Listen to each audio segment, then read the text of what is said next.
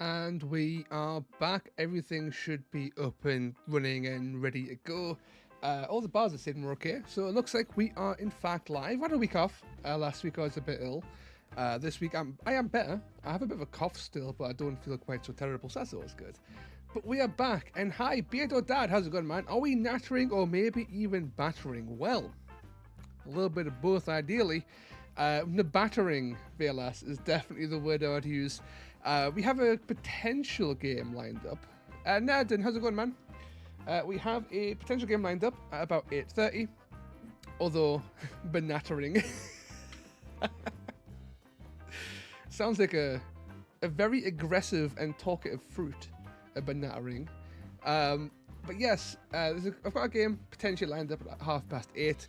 Of course, if anybody fancies a game before then, after then, whatever, let me know and we'll set that up on the old TTS. It'll be a good time. But for now, we'll be doing some nattering. And there's a few things I want to natter about because there's a lot of interesting stuff going on. One of which I am going to do a video on, but I will have a sneaky little talk about beforehand.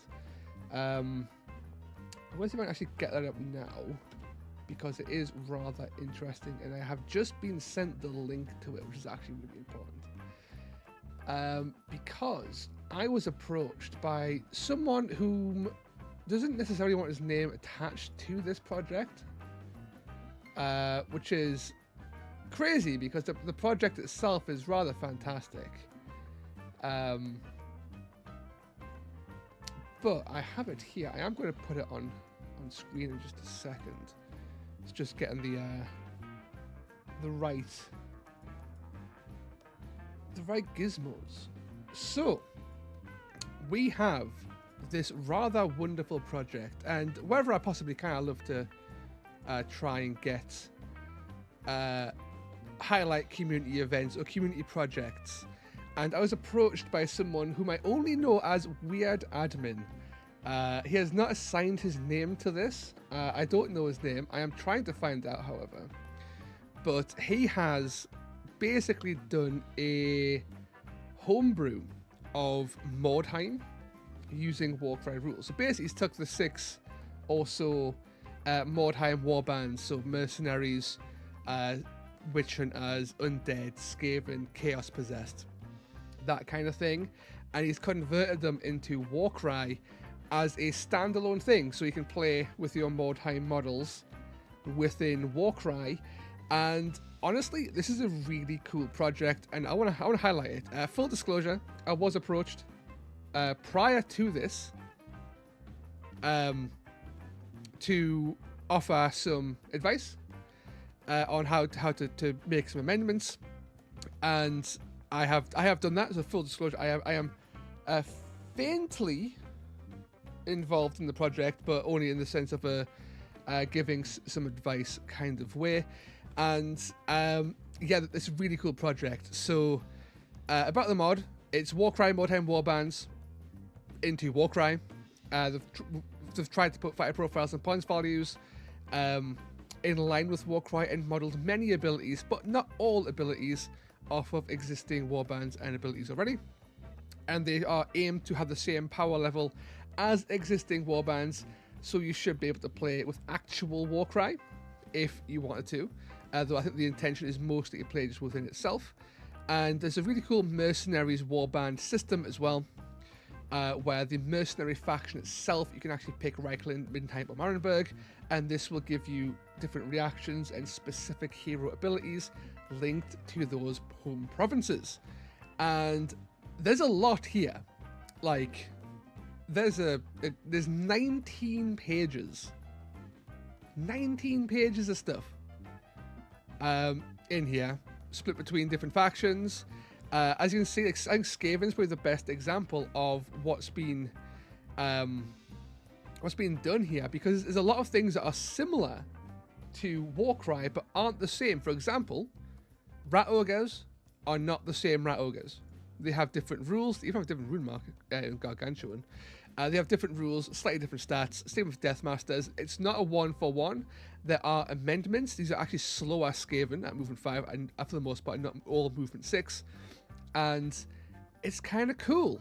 Of course, they've got some reaction, like the reactions the same as the Skaven reaction, reformatted for ease of reading, but they also have their own unique things like the Black Hunger, or Envenom Weapons, or Children of the Horned Rat to summon giant rats, and all that kind of cool stuff.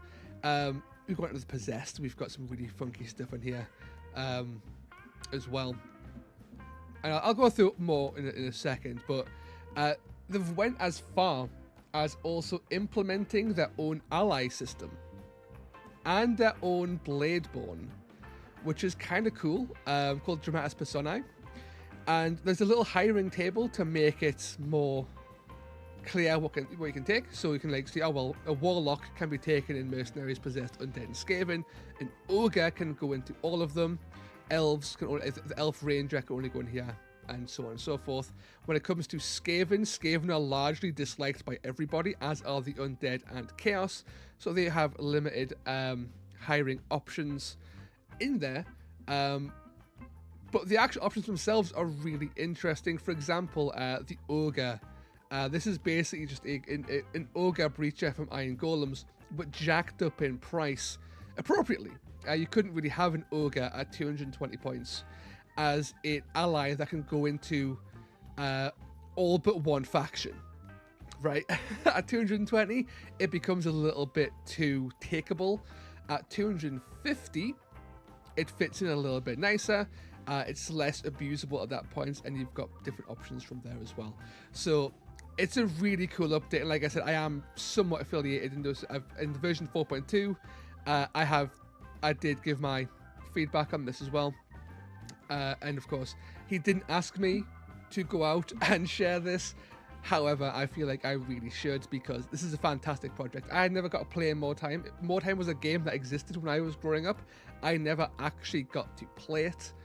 And this is the kind of thing I would love to see more of, and it's really funky. I'm a huge fan of this, and yeah, Velas, it's a really cool idea, and a lot of work has clearly went into it, right? Like if you look at the allies are complex. You've got these interesting stat lines as well, but they've also got multiple abilities each, so you're adding in a very interesting toolbox. Like they've all been rune mark locked as a thing, but if you take the ally champion, who is the pit fighter, this guy gets three abilities, right? The Warlock gets 3 abilities. The Elven Ranger gets 3 abilities. So when you look at the Elven Ranger at 110 points, a 10 wound 2-3-1-4 range attack doesn't seem that good. But then you factor in the fact that this thing has 3 abilities and they add quite the toolbox. Again, taking the Elven Ranger as an example, you get to move on the first battle round in a similar way to Adnath Deepkin. You get to gain bonus damage on your shots with Elven Accuracy, or you get basically immunity to range attacks with Enchanted Cloak if you're next to terrain. Interesting things just to make the Elven Ranger a little bit more takeable, and there's a lot of stuff like this. It's a really interesting pack. I'm a big fan of it, and a lot of work was also put into making like so with the skeletons. You may notice that skeletons are no better than actual skeletons in Warcry, but they are more expensive because skeletons are really good. So there's been actual sort of like amendments to Soulblight pricing to make them a little bit less bullshit, but also adding in new weapon options like halberds on the skeletons if you want a 2-4-1-4 to make those spears a little bit better. You've got zombies, of course, who are a bit cheaper, and then they've also got ghouls and these like humanoid dregs as well. And because of their diverse stat lines and weapon options akin to Mordheim, you also have the fact that this is a lot of chaff. That's a lot of chaff to go between. How do you diversify that? And shockingly, they have been diversified. Dregs feel very different to ghouls, who feel very different to zombies and skeletons because of abilities and how you can't resurrect. For example, ghouls, you can't resurrect dregs, and dregs have their own trapper abilities, which nothing else has. It's a very cool way of doing it, and I haven't really seen a compendium faction have this many chaff models available and making nearly all of them feel like they are a viable option to take, which is kind of crazy. So again, yeah, a lot of work's been put into making that a thing. Nattering, I feel that you are going to have a big pool of abilities with that. Yes, you absolutely are. When you consider that your heroes, so if you look at an example, I'm trying, a really good example I think would be in the Mercenaries.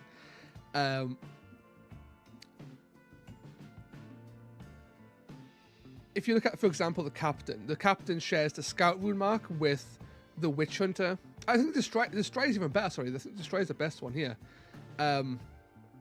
With the Destroyer, you have the Prophet and the Flagellants both have the Destroyer rune marks, and this basically leads to models having a fair few abilities, right? So you've got a Glorious Master, which all Destroyers can have, but also Hero Destroyers get the cool quad.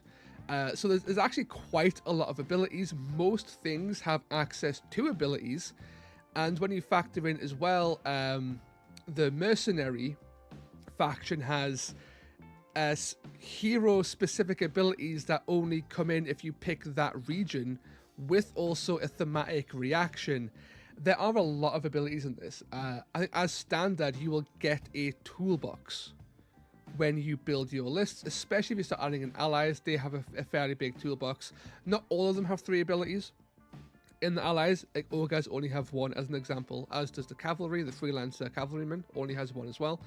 But in general, you have quite a diverse pool of abilities to pick from. It's very toolboxy, which gives it a slightly different flavor to Warcry, where I feel like you can build very vast ability toolboxes, but it feels like it's more of a natural thing that happens in this one, which feels a little bit more like how modern Warcry is designed, where every unit has an ability and there's less things that just have nothing going on. A lot of compendium things, especially on the chaff end of things, in Warcry can have nothing going on, and this is less so the case in this free PDF. And I have been given permission to share this, and I absolutely will. So I will drop the link now in chat. I'm gonna pin it as well. So if you're interested in checking out Warcry, Mordheim, Warbands, the link's down there. I'm going to pin this. I can't pin more than one thing annoyingly, but we do also have Warcries in the West is all 2 in Bristol has went live. So if you want tickets to go to that, there is also a link in the chat as well to go and buy tickets for that. That's run by a friend of the channel, Andy. Last year's Warcries in the West was fantastic, so if you can go down, I'm sure this one will be just as good. It runs Andy's own custom pack, and his pack is also really good. It's slightly Kill Team inspired with a really good Warcry twist. And yeah, I'll be going down there. I believe Phylax and Off Meta Musing are also going there as well if they can, so check that out as well. So that is that. Let's jump back over to Warcry for a smidge. As this is a Nattering and a Battering live stream, if there's anything you want me to talk about, let me know in the comments. I'll natter about any warband. I'll check out your lists. I'll do all of that because it's just fun to ramble. If you want a game, let me know as well in the comments, and I'll boot up TTS and we'll have a good old brawl. I'll be using CLAWS of Karanak most likely today because CLAWS of Karanak are my current special interest. And I'm also, speaking of Warcries in the West too, I am likely going to take CLAWS of Karanak to that event. I've actually finally built up my CLAWS of Karanak list. I've had the box since release. I've never actually built them.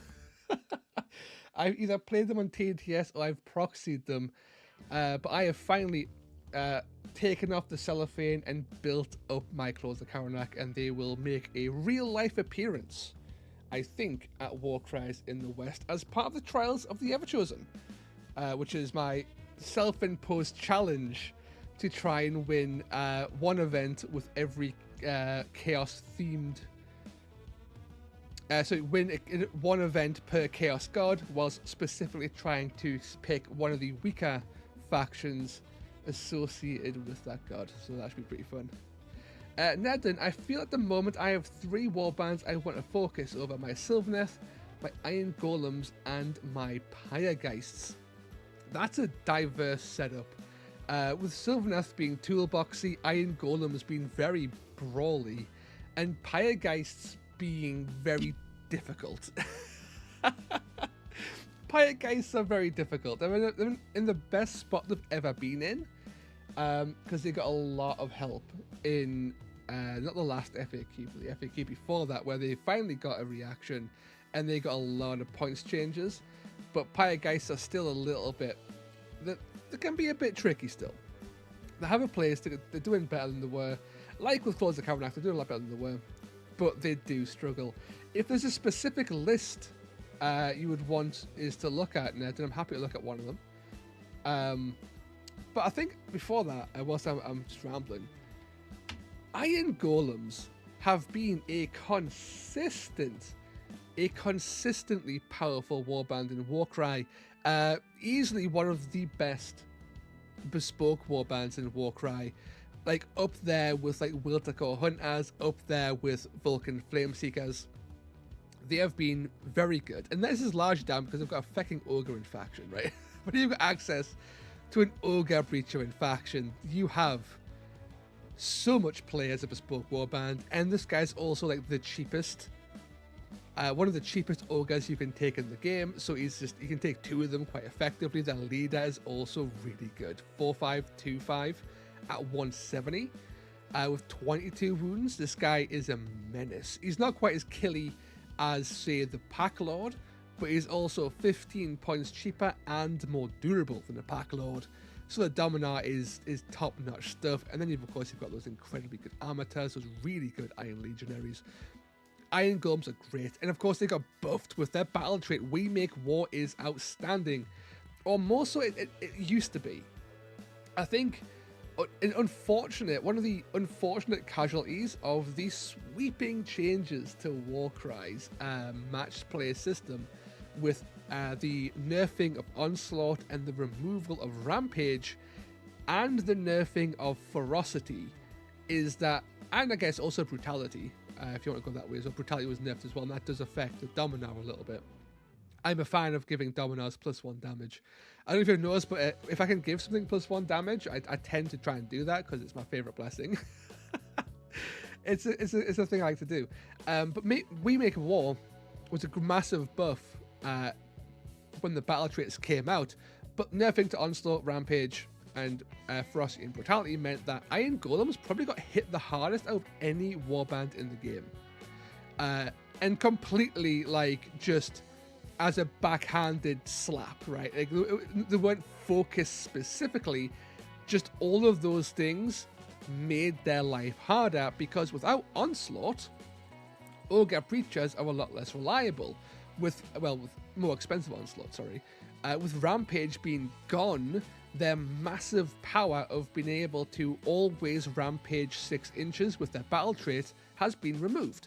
Because Ferocity is more expensive, they aren't going to 4-6-4-8 up to 5-6-4-8 when you use an Onslaught, so their damage has been dragged right down. And it's unfortunate. I haven't tried to actually math it out, but I assume it's probably not possible to build an 8-man. I mean, I think it would be a 7-man, right? I mean, you still could take a 7-man double Ogre Breacher list, spending the 80 points to get the attacks off on the Ogre Breachers. But even then, I think you're going to be struggling. You definitely don't have the leeway to like put in like a Drill Master or an Armator anymore.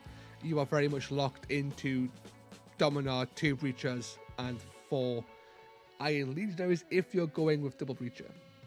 So they've got less options. Their quad game is a lot worse, which in turn makes their battle trait a lot worse. That being said, Respite being cheaper means that they can always heal 6 if they want to, which is quite nice.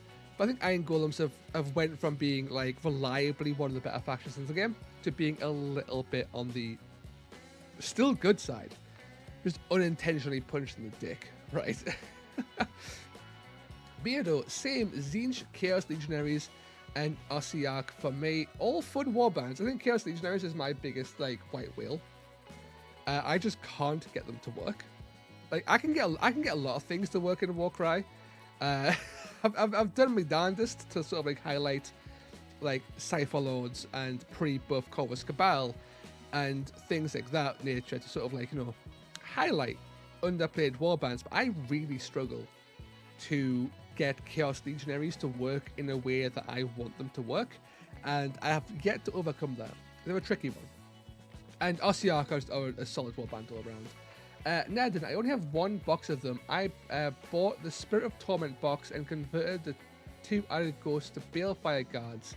So far, it's a Deacon with Brazier Staff with 1 Strength Blessing and 2 Halberd Guards, 2 Flail Guards, and 3 Torch Wraiths. I'm thinking of maybe more Flame Wraiths instead of Torch Wraiths. Have to test. Let's punch that in. Now, I see Torch Wraiths and I'm immediately excited because Torch Wraiths are wrongfully removed from Pyregeist lists way too often. They are definitely a great addition if you can have them in your lists. That's 2 halberds. We have 2 of the world's shortest range flails at range 1. I still think that's like an error, honestly. I'm not really sure though. All flails are range 3 apart from this guy's flail at range 1. It doesn't make sense to me at all. It is what it is. And then we have, what was it, 3 Torch Wraiths, I believe? Yes. Bum, bum, bum. That's a solid, honestly, that's a solid list. Like straight up. You have a bunch of Balefire Guards, and Balefire Guards are really solid. You have the Deacon, of course, who's always pretty darn good. I always struggle between picking the Deacon with the staff or the Deacon with the tongs. I always struggle picking which one I prefer. And usually if I'm taking Pyregeist, I've leaned on taking 2 Deacons and I just take 1 of each. And that's how I've settled that dispute. I just take 1 of each and I don't choose. I just take them both. With the... I think having a mixture of the halberds and the flails is actually really solid. I think having 4 guard is the right number. I think like less than... If you take no guard or like 2 guard, it's not enough guard. I think having 3 to 4 is the right number. And splitting them 50-50 gives you a lot of play. The 4-4 2-4s can get into combat and start blending through chaff. You have T5, so you can take a few hits from chaff. You can duel quite well with other chaff in mid range. And when you need to punch through higher toughnesses, you have that flaming halberd. And also range 2 makes them more defensible, which is wonderful. The Balefire Guard with Scorch Flails are also especially good when you're moving in and popping your +1 damage, +1 crit. Because 4, 4, 3, 5 is a really good profile. And also why I really like the +1 strength Brazier Staff Deacons, because 4, 5, 3, 6 is also really good. So big fan of that, of the guard layouts. And Torch Wraiths. Torch Wraiths are wonderful. I love these guys. I try to take at least 1. Sorry, I always take at least 1. I try to take 2. And I can see a world where 3 is good. And when you can fit 3 in, go for it, right? They've got the highest movement in your warband at movement 6 and not movement bloody 4. 4 is terrible. Like, there's like movement 4 with fly. When you're moving 4 with fly is less useful, right? So having some movement 6 means you actually get the benefits of fly. That range attack is actually really solid. 3313 is a 3313 is a really good range attack, especially at 110 right now. No minimum. You fire them up and you just start peppering things that are near death. Basically, you will get all your pyre tokens from your reaction or from Torch Wraiths. they are great for that, just picking off the last wound. Going to strength 4 for the whole turn with their double, the Pyroba's Curse, I believe it's called, means that you can really bully chaff, especially bespoke chaff who are often toughness 3 or toughness 4.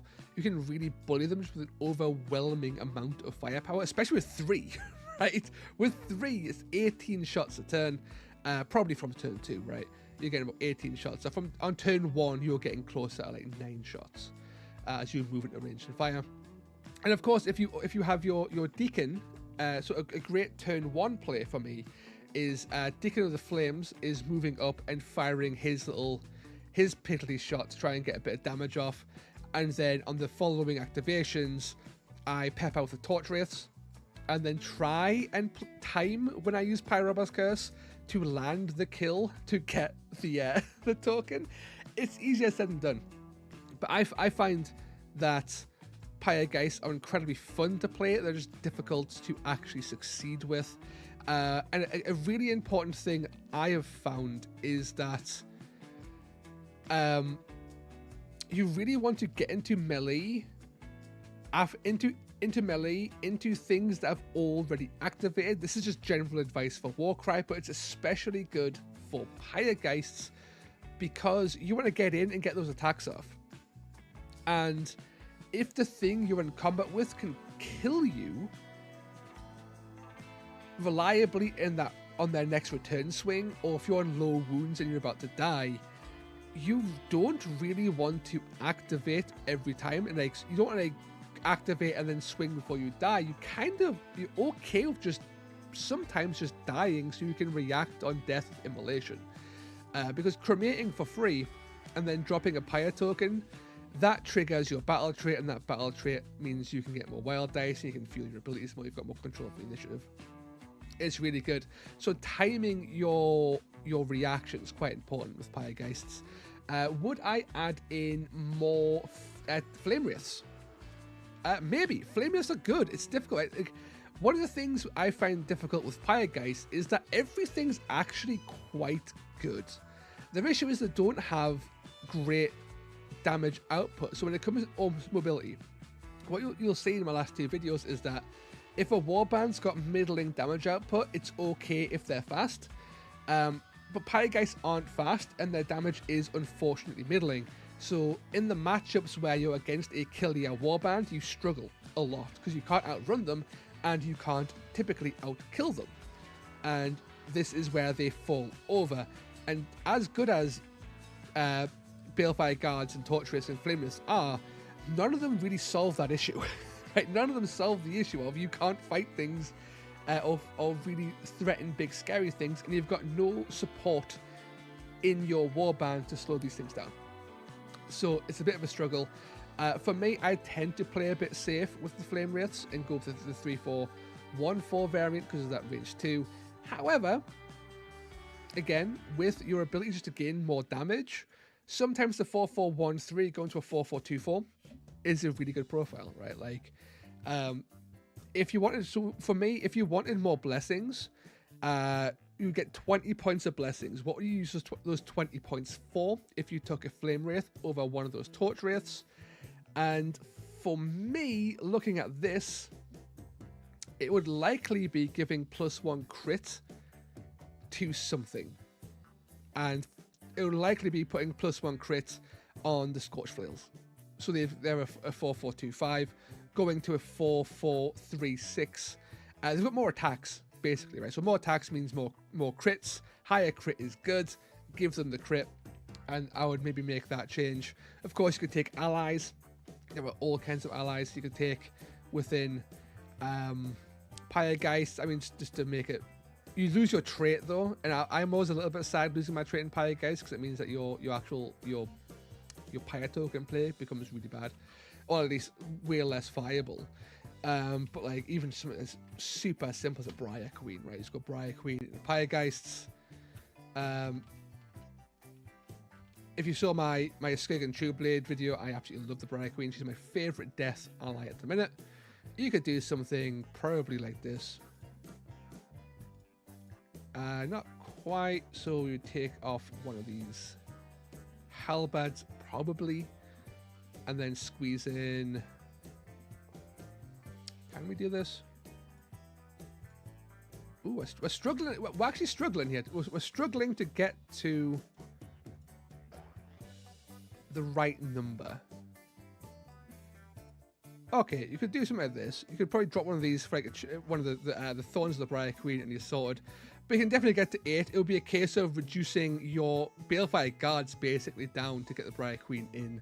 She's very expensive, but yeah, Nathan, same. I actually really like having the battle trait. If I can keep a faction in faction, I try to do that. And I think Pyregeist are one of those factions that really benefit from being revived with the Nighthorn allies. But their battle trait's so fun that losing, or their is it the battle trait? Yeah, the battle trait's so fun that they lose so much interest from their Pyre tokens, because their Pyre tokens aren't really doing damage, right? So they really are just there to generate those wild dice, and when you aren't doing that, it kind of like robs them of all their actual like flavor, which is a bit sad. Going on to Iron Golems. Iron Golems, 1 Dominar, 1 Drill Master with +1 movement. Great, I love that. Signifier, I think it changed to a prefect, 1 Ogre, 2 Armors, 2 Legionnaires. That's pretty good. Top of my head, that looks really good. Iron Golems. I can never quite remember what the differences between the Signifier and the Prefector are. So let's find out. Spine Crushing Blow. Until the end of the battle activation, add the visibility to strength. Oh, okay. Yeah, I mean, that goes to a, you know, is it the full value? It is. That goes to strength 10 potentially. It's kind of cool. Or you have Stand Defiant for +1 toughness. Okay. And then we have the Drill Master who's got the AoE quad, right? Yeah, +1 move on this last is great. Drill Master at moving 6 with a really solid flail. And that AoE quad is really, really good. Big fan of Drill Master. So it was a Breacher, it was a Dominar, Drill Master. You have an option of a Prefect or a Signifier, 2 Armators, and was it 2 Iron Legionaries? Oh, I've lost it. 2 Legionnaires, yeah. Yeah, and then you've got the choice, right, between either a Prefector or a Signifier. Of the two,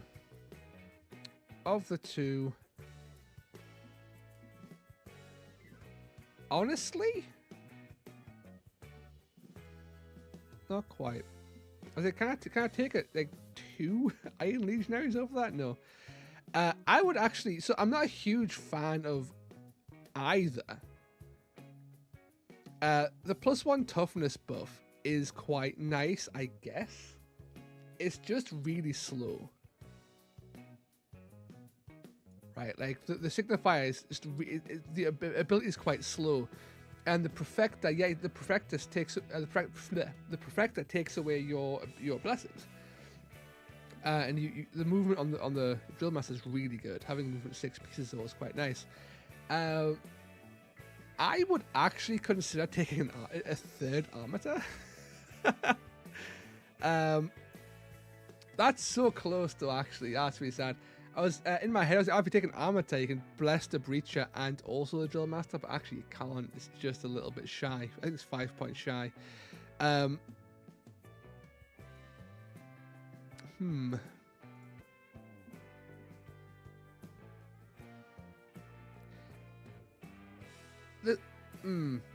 Honestly, yeah, I keep on thinking, going back to it, like the Armator's just better value, right? Because the ability's not great on the Signifier, and for like 3 less wounds and 1 less movement, you're saving 35 points on another dwarf with like the same melee profile. I'd honestly be leaning Armator and taking the 3rd Armator, but if that wasn't an option, I think the Signifier, because the points line up nicer. Well, the Prefector just takes away all your points based on that list. Then we have Bearded Dad. Okay, here we go. We've got some Chaos Legionnaires. Yes, I saw a Demon Smith. We're putting that guy in right now. Demon Smith. Okay, then we've got Chaos Legionnaires. Chaos Legion. Why can't I spell Legionnaires? Am I just like... How do you spell it with 2 N's? It is. There you go. I can spell. So, of course, the Kyriarch, who is one of the better... I think the Kyriarch is, like, legitimately really good. The Kyriarch's fantastic. He is basically a discounted Dominar from Iron Golems, but with more toughness and less strength. But that's kind of fine, because he's also cheaper. 2 Hornhelm with maces. Maces are great. 3-4-3-5 is great. 2 maces. 1 with axe.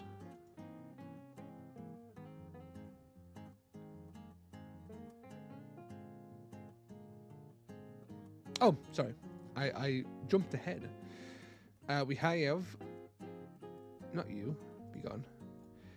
Then the Horn Shields. We have 2 Horn Shields with mace. Was it? Kyriarch, Ashen Elder, 2 Horn Helms with maces, 2 Horn Shields with mace, and 1 with axe. Bam bam.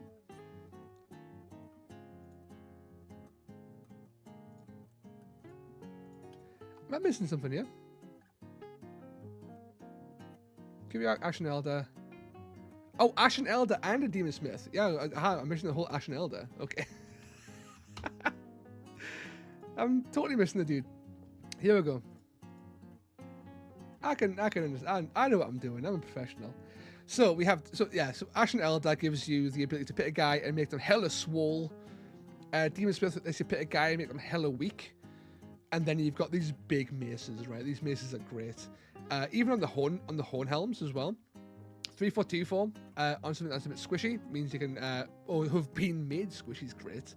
And these demon hammers, these dark demon hammers, these dark iron maces with Demon Smith support, of course, I said with Ashen Elder support, go to 4-5-3-5s. That's really spicy. Those guys are super good value. They've always been good value. Right? They're really good value pieces. And you've got 2 Wizard Bolts, and you've got the Kyriarch with Dark Pact, and Dark Pact being a fantastic range ability. This list is kind of spicy.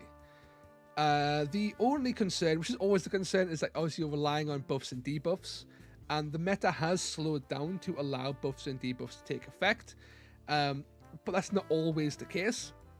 So you might find yourself on the back foot on like turn 3, when on turn 2 you've clashed, you've got all your buffs off, you've been doing your damage. Turn 3 you've got to then reapply those buffs, and your opponent might just not let you and start smacking you in the head. You've got to make those choices. It gets more difficult.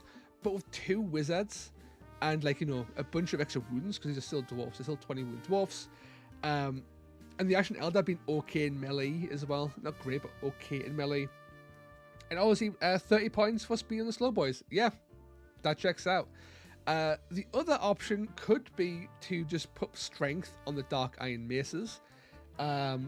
Reason for that means that they're less beholden to having to be buffed or their opponents to be debuffed. It makes them a little bit more independent, which is always kind of handy. But speed on the dwarfs to let them get around faster is also fantastic. So either or works really well. I think the real strength of this list is that between the Kyriarch and the 2 wizards, you've got quite a bit of poke in the early turns.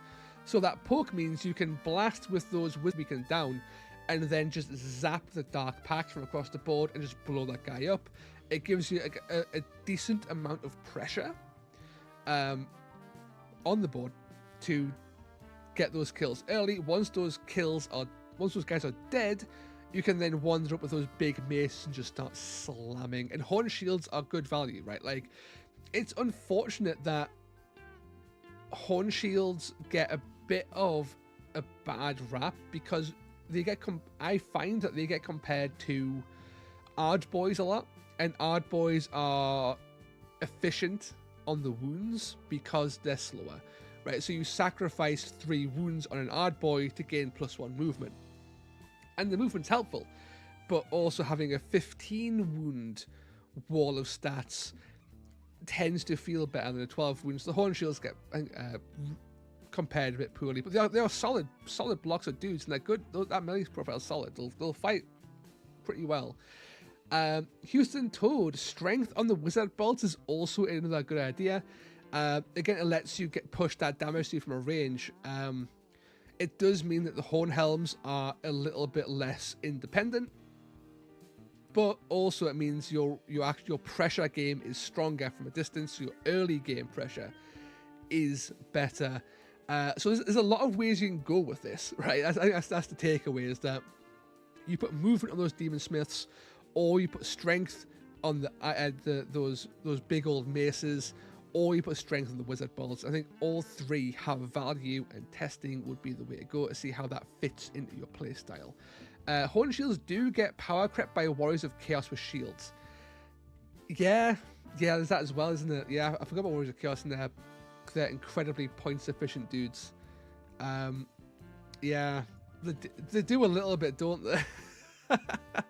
It's the nature of games, right? When there's 68 factions in Warcry, like, power creep will happen.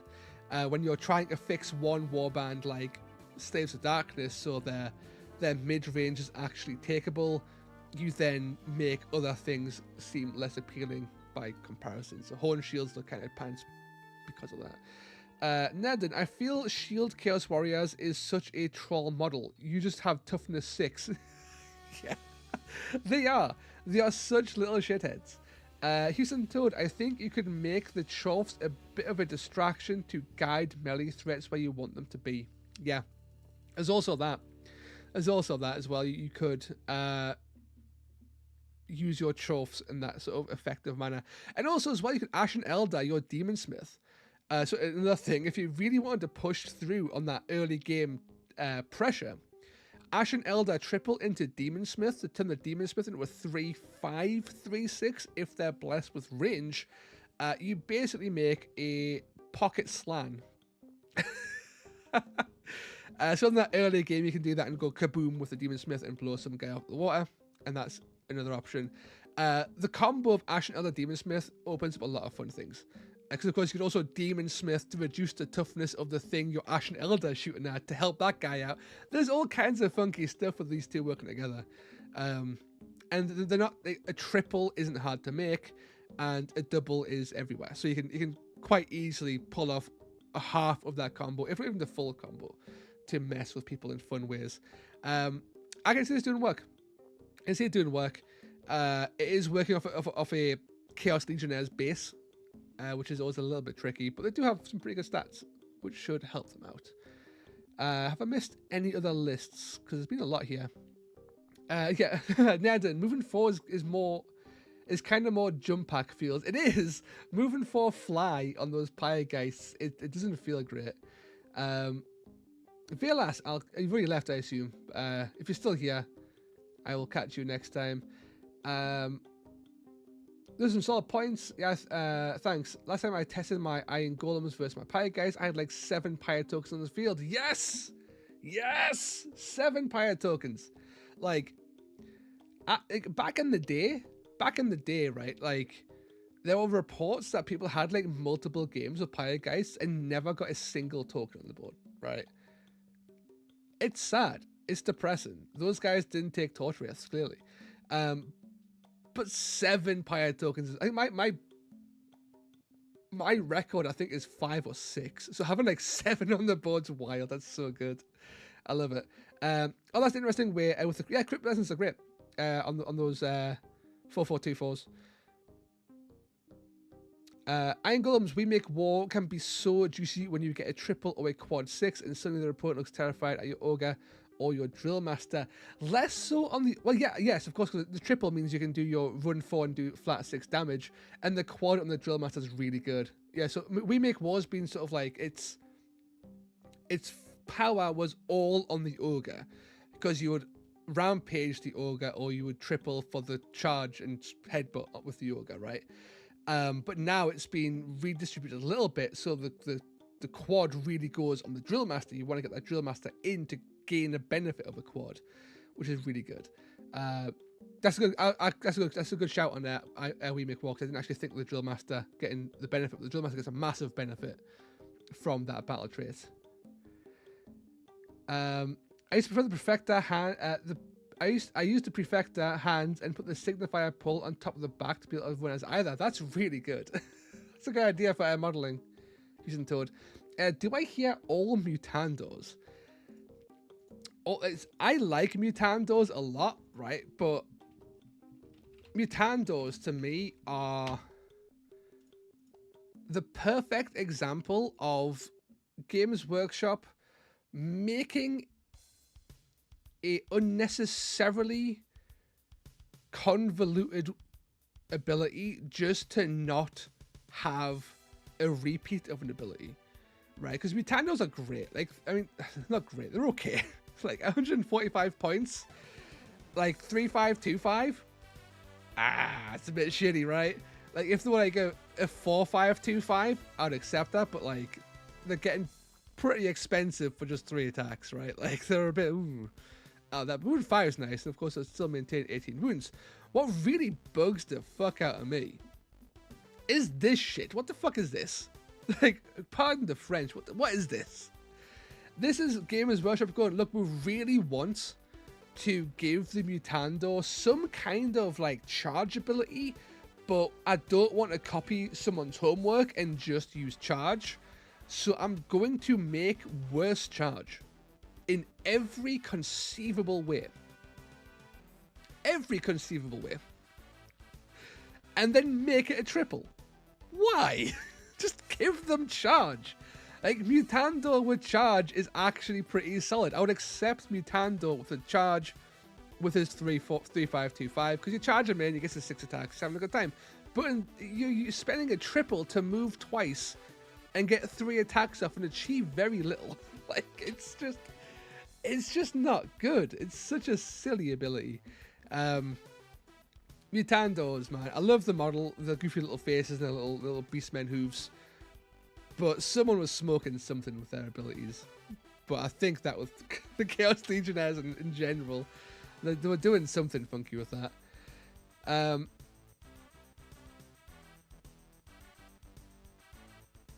Houston Toad, need to have custom choff names that rhyme. I was lucky and used the quad to chase the Dominant into 2 low health members, so he was bleeding and deleted 2 of his boys. Ooh, oh. Nah, man, that's really good. I love when you get like wild multi kills with AoE abilities. One of my favorite ways to do it was back in the day when I was running more Iron Golems, so Iron Jaws. With the Wreckers, I was experimenting with the Wreckers. And one of my favorite things I would do, I would run the Wrecker into someone's deployment zone, turn 1. So on turn 2, in traditional sort of like turn 2 deployment dumping, the Wrecker would just start swinging his like 12 attacks into their chaff. You would hit one guy, get him near death, hit the second guy, get him near death, and then double to go shadoof and decapitate them both. It was beautiful. It worked like every time, half the time. It was great. So yeah, I do love that. A meme, Mutandos are goofy as fuck. They are goofy as fuck. They're almost good. That's the thing. They're almost good. And I do try to take one because Movement 5 is nice. Like, they have a place because Movement 5 is nice. So, like, that's a thing, I guess. But they are very goofy. Their face...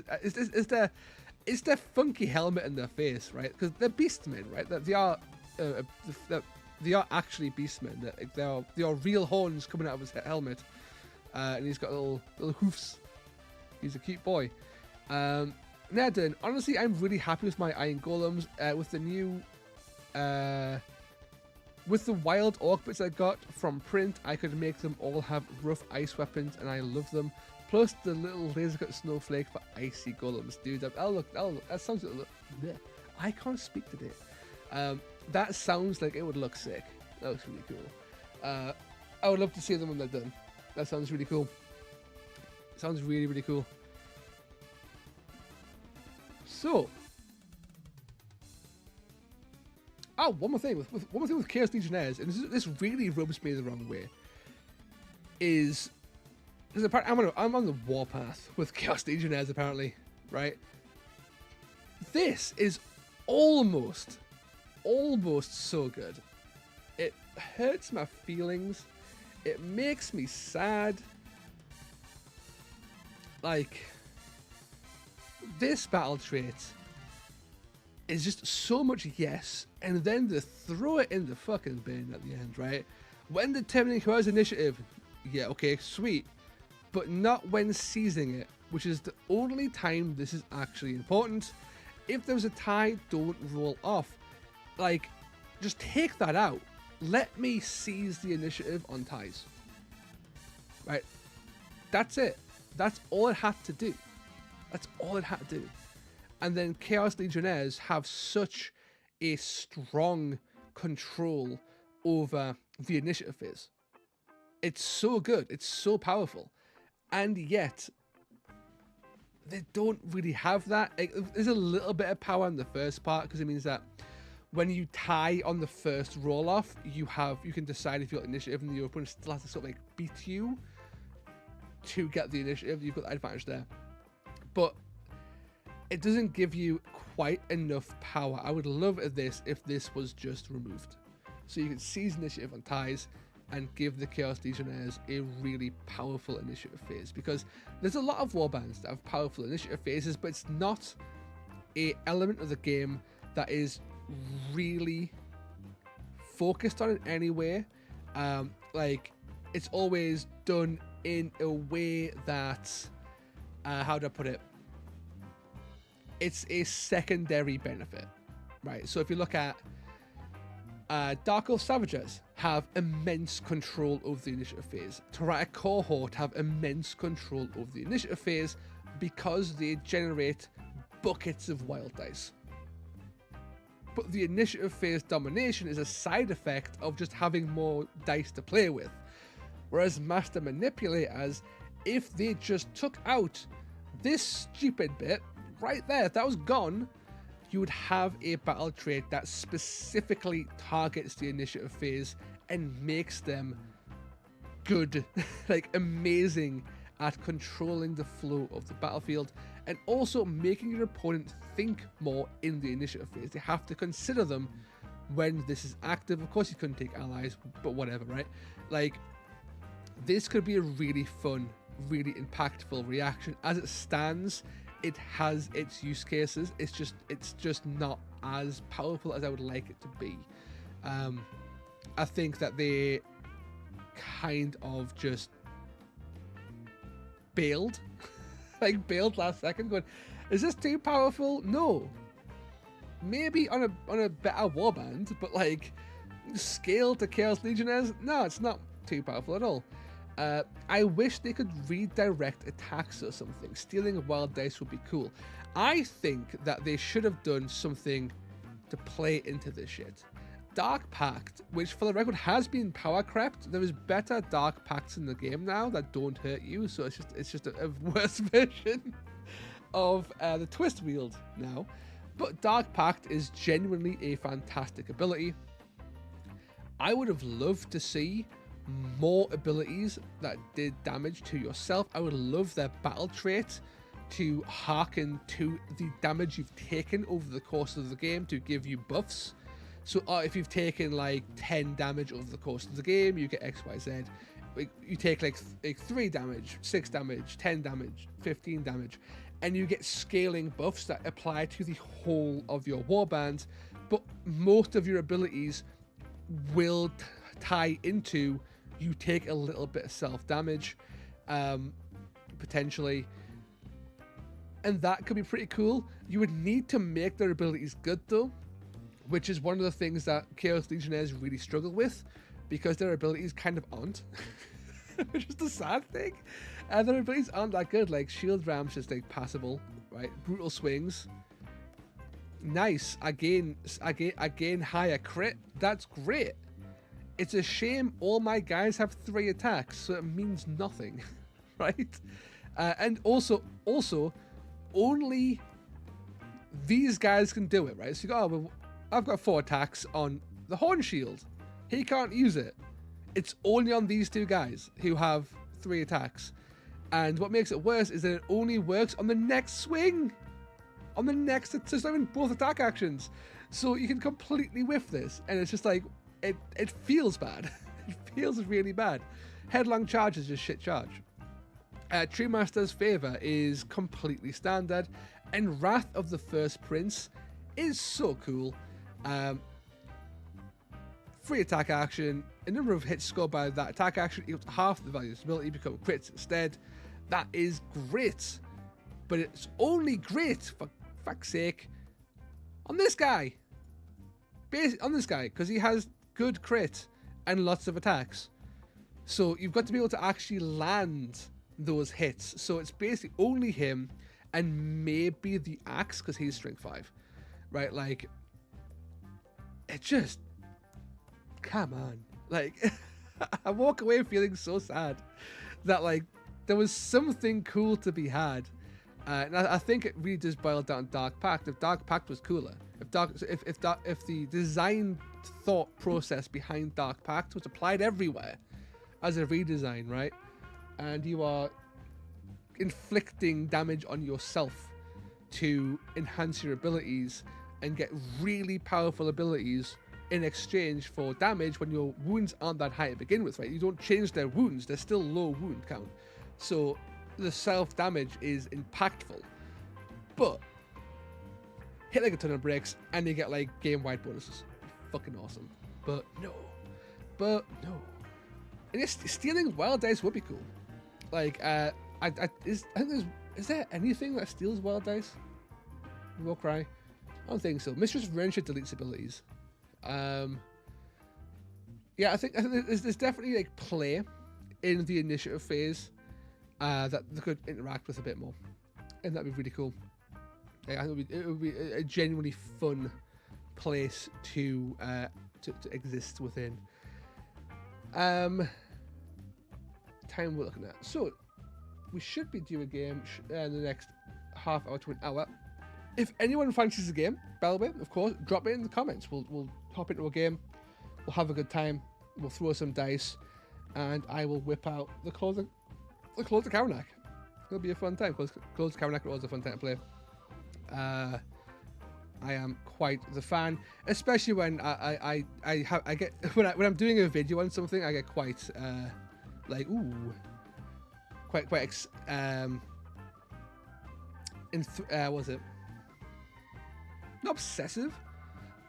They become a special interest, right? Like, I spend a lot of time like poring over the tomes, right? When I was doing a Skirk and True Blades, I spent an awful lot of time just poring over Skirk and True Blades and making all kinds of different lists before I settled on the list to start putting the video.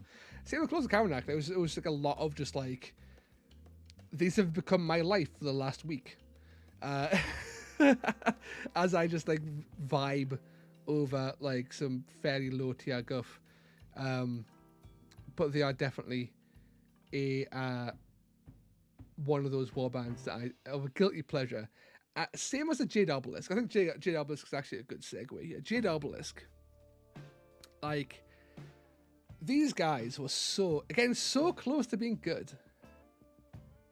Oh, Nattering, yes, that'd be great. If you could ping us on the Discord, I'll have a gander. It'll be awesome to look at. The Jade Obelisk as well are fantastic, like, in theory, but similar to, I think they've got Mutando Syndrome, which I'm going to coin now as abilities that Games Workshop wanted to make more complex for the sake of having a different kind of ability with more steps. And this is just is everywhere in Jade Obelisk. Like,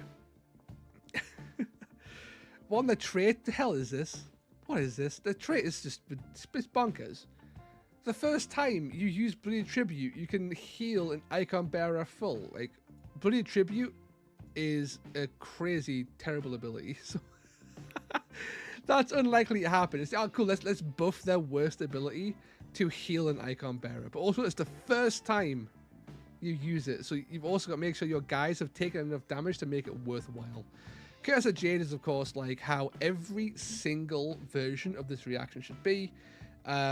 I genuinely believe that when they wrote the compendium, which was done by Sam Pearson, I believe, they weren't quite so like stuck to the idea that hits and crits are different things.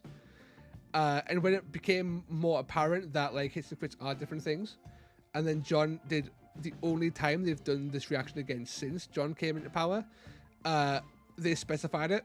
Like, I genuinely believe that Curse of Jade is actually how they all should work. It's not rules as written, it's not, but like, why not? Okay, I did the ping, and honestly, Jade Obelisk look like a blast to paint. I have a box of Jade Obelisk. I've painted half of them up. They are really fun to paint. They're not over. So one of the big things with Jade Obelisk is that they're not overly detailed, like a lot of stuff from Games Workshop. They've got like, just the right amount of detail, and that detail is just like, it's super slick, and the stone motif is wonderful. Sweet, I'm going to try and find that ping. Is it in the showcase? I assume it's in the showcase. Yep. Excellent. Cool. Nattering, do you mind if I put these on screen to show the chat? Because these look beautiful. These look absolutely stunning. Yeah, they are really fun to paint. Being a dad, Chaos Snares and Jade Obelisk are both examples of form over function. A little bit. Also, I think like this ability is the worst ability in all of Warcry. I'll go into why in a second, but I don't think anything comes close to that ability. It is genuinely abhorrent as an ability. Windows. So I should be able to drop this over to Discord. Let me go to Discord. It won't let me go to Discord. Come on. Give me 2 seconds. I will definitely sort this out. Is it you? No. How then? Yes, Storm Up. For whatever reason, it will not allow me to share my screen with Discord, which I have done many times in the past, but it's not letting us do it right now. I will try one more time.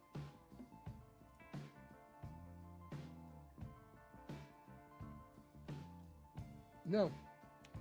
Nattering, I would love to put these on screen, but it will not let me. OBS has been a bit of a twat, and it will not let me share my screen with Discord right now, and I could not tell you why.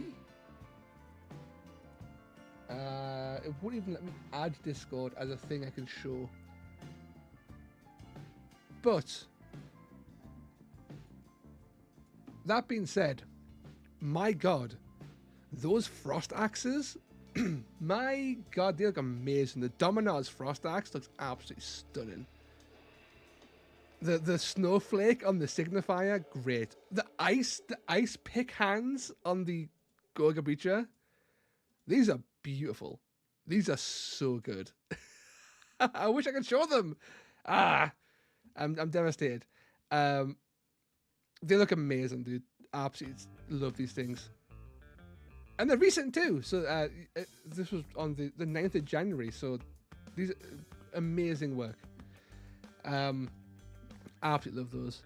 And far beyond what I could do, when it comes to like, conversions and painting, that's just not part of my skill set. So I am especially impressed when I see other people being able to do things I can't do. So it looks stunning. I could not recreate that in any way, shape or form. But Stonewarp's terrible. Like Stonewarp, like as an ability, is just absolutely shite. Like, and it's not because it's underpowered or bad, right? It's bad because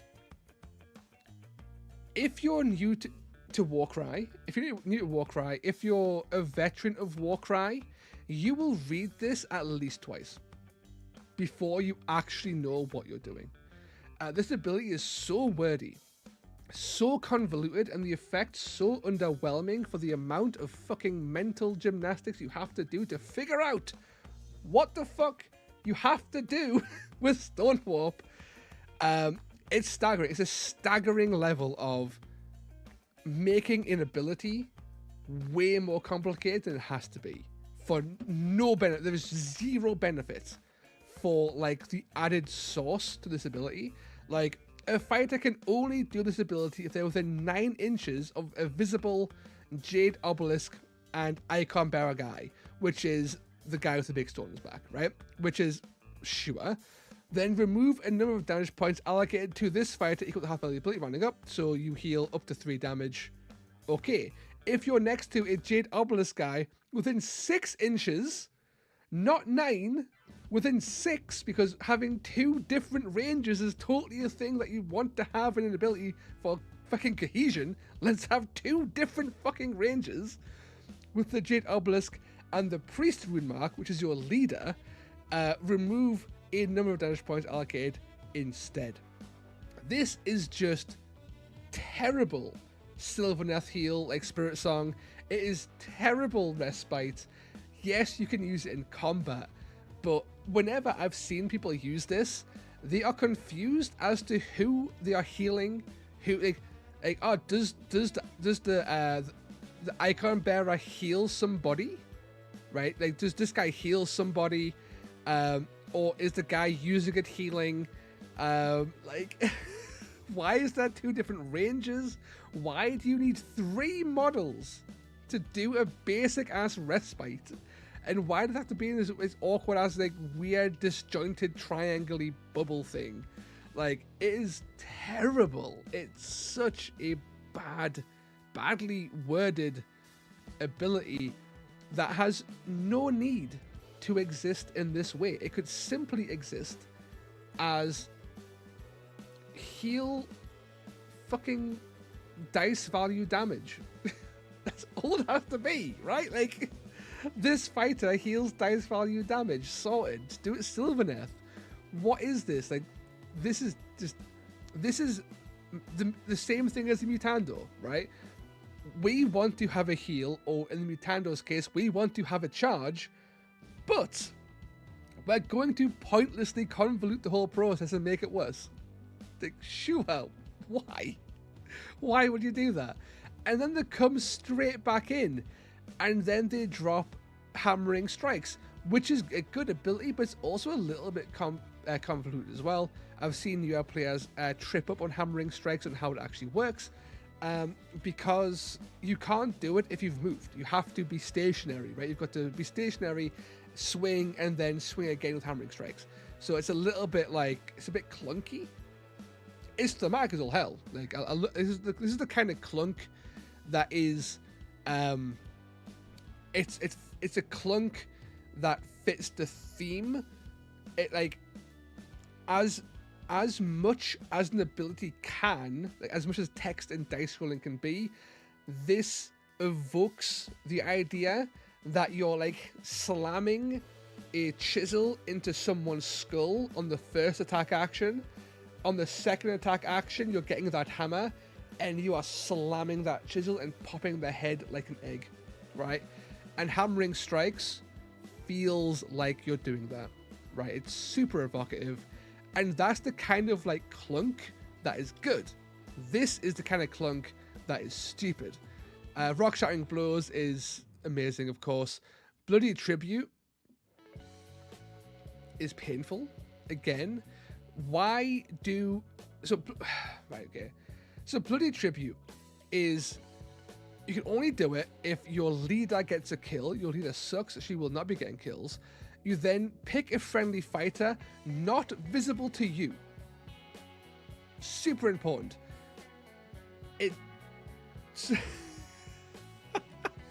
So the Icon Bearer can be anywhere on the board, right? And you don't need to see the Icon Bearer. So it's any Icon Bearer anywhere on the board.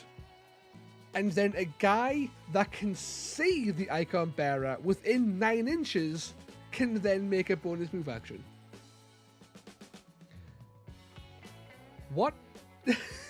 Like, but what's more, unless you have 2 Icon Bearers and they're both visible and within 9 inches of each other, the Icon Bearer can never move with this.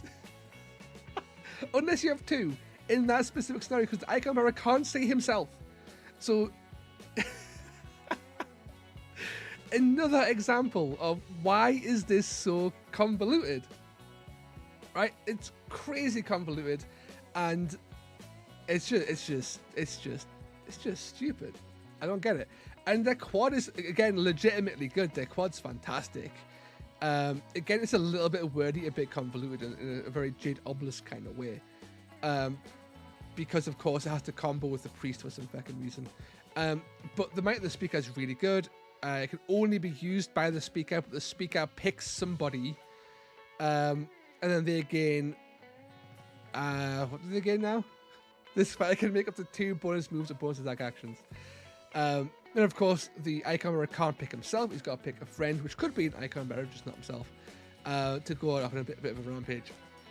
An out of activation rampage. It's especially good because you could move somebody into combat and then they attack, and then next activation you do all your actions with an icon bearer, then might of the speaker, the guy who went before, and then they get to then functionally have a full second activation, which is really good, right? So it's a very powerful quad.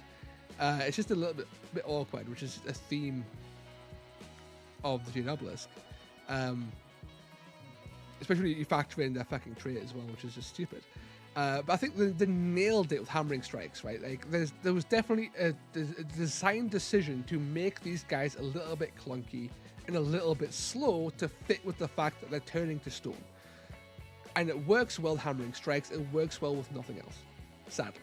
And the abilities that are like just always good aren't clunky in the slightest. Like rock shattering blow has exactly 0 clunk. It's just a really powerful ability, right?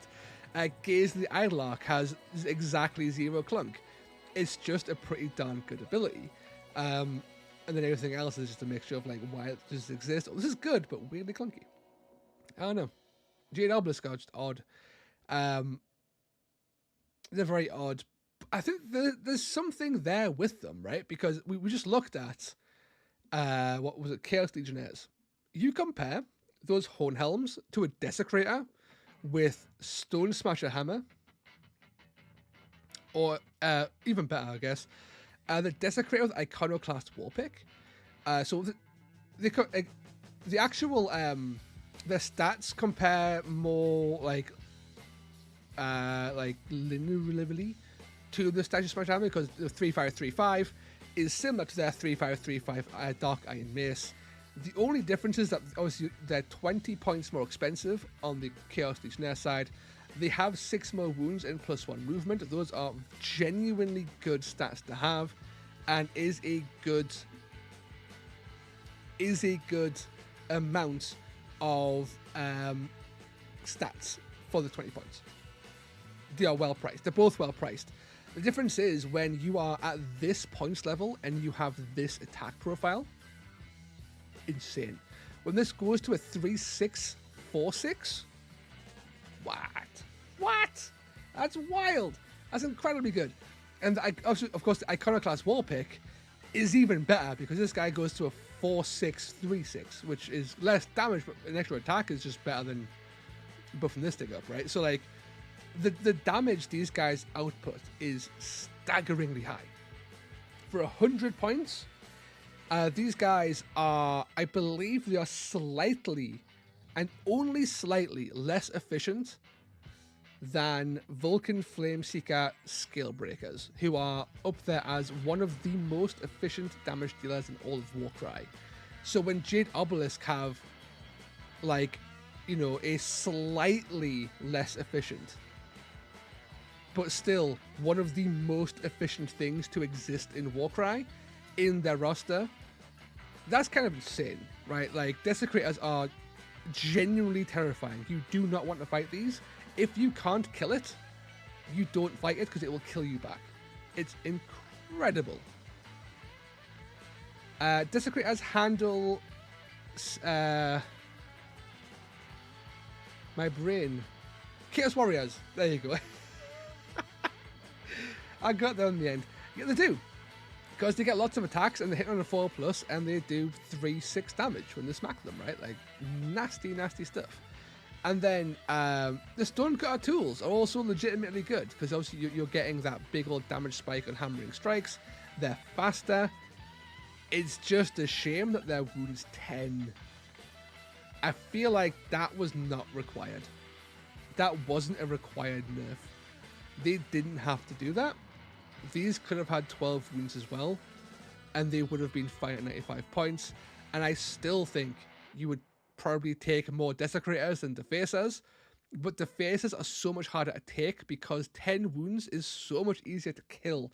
They die 1 attack sooner, which is like how that boils down to basically. They die a swing earlier than Desecrators, and it's just kind of sad. And when these guys have to stand face to face with something for a whole turn before they can do their ability, and they only have 10 wounds, what tends to happen is you get in that position, you prepare for hammering strikes, then you die. And then it's just, oh, okay, never mind, I guess. I said this in my Jade Obelisk video, which is very out of date now. It was a very early video that I did. I don't recommend following most of what I said in that video. However, I do genuinely believe that Defacers with Antithit bows are almost a requirement in Jade Obelisk if you are running them all in faction. You need something with threat range in any list, frankly. And the only thing with a threat range worth anything is this bow, right? You have to have something that can reach out and chip off the last wound of something that's wounded, to reach out and poke chaff from a distance, to stay back on your home objective and like do things from there. And like one bow is enough, right? You don't need more than one, really. You could take 2, I guess. But I have found the most success if I'm running Jade Obelisk with limited or no allies is if I am taking an Antithit bow somewhere. I am very biased towards taking low quality range attacks in Warcry. I take them in many lists. They are expensive, yeah. At 95 points, they are a big ask. A Defacer with bow at 75 or 80 is a whole different game. If they pulled them down to 80, I think they would be really good. They'll be absolutely takeable in a way that is not going to negatively impact your list. But I do think that Defacers with bows are actually worth taking one-offs in a similar way to how I really respect Torch Wraiths. The same way how I like to take archers, like a single shooter in Gloomspite Gates. I'll take a single shooter because that one shooter gives me a redundancy in my list that lets me reach out and click off the last wound or 2 or 3 on something that is trying to run away, or I couldn't kill in melee because they're out of range. There's all kinds of uses for a low value bow, and they get, I think they died on the altar of raw efficiency, which is a little bit sad. I wish there was a variant of Obelisk Bearer to add spice. Yes, I agree. Like an Obelisk Bearer with a big fuck off hammer, right?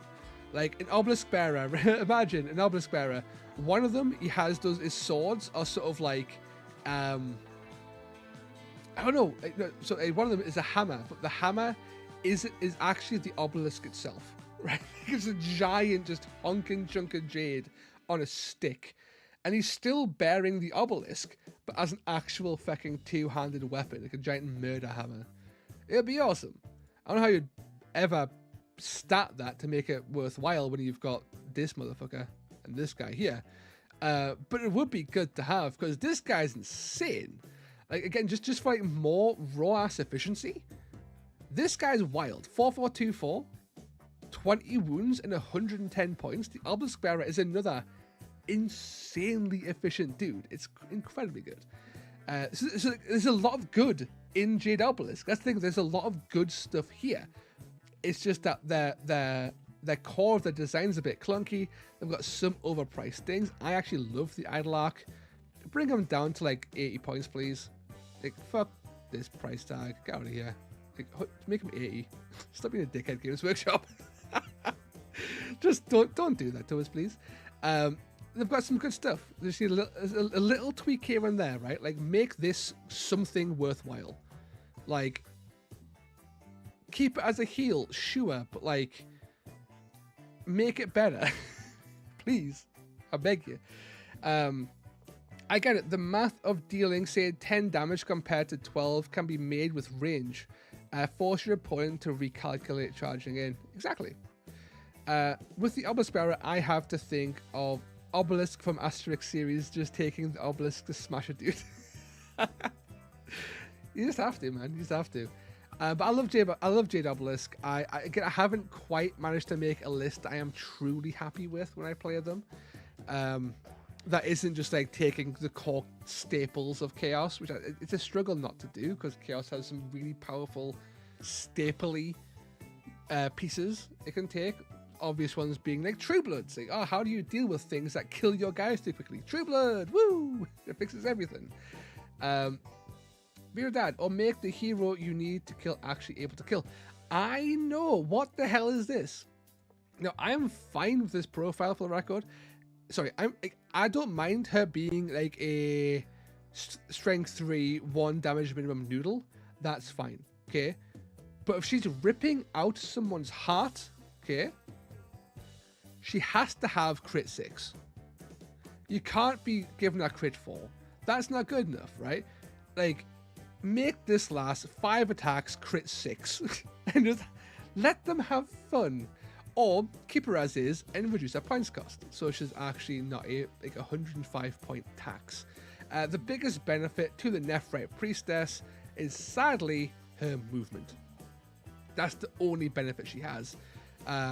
When you are filling up on Obelisk Bearers, you're filling up on Desecrators, people don't tend to take the Idle Arc, which I do think is a mistake as well.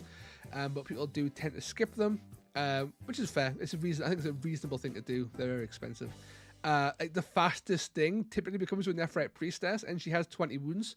So using her as a thing to pressure objectives is kind of how I use her, is to run her forward onto objectives and just be a pain in the dick. It's not that effective because she's terrible, but like, it's something, I guess. Or make her not relied upon for your only movement. I know!